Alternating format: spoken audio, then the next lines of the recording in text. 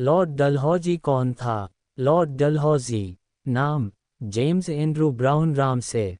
काल 1848-1856। पद भारत का गवर्नर जनरल।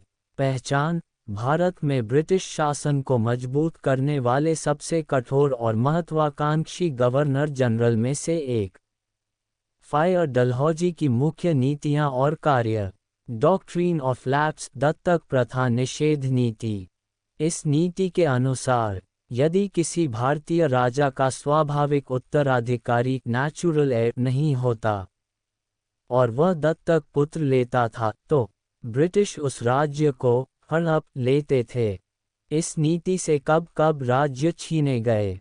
सतारा 1848, संभलपुर झांसी 1853, नागपुर 1854।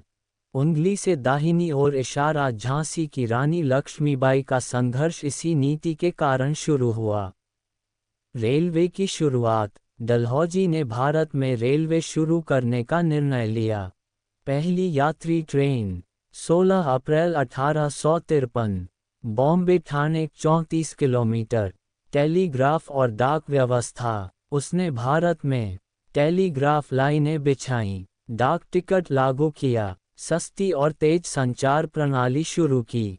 शिक्षा सुधार डलहौजी ने वुड्स डिस्पैच 1854 लागू करवाया।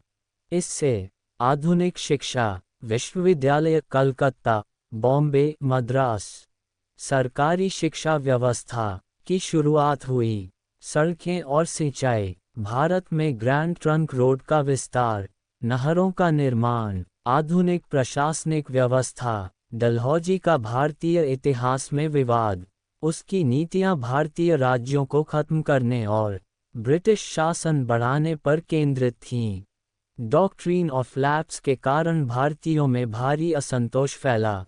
1857 के विद्रोह का एक मुख्य कारण भी डलहौजी की नीतियां थीं।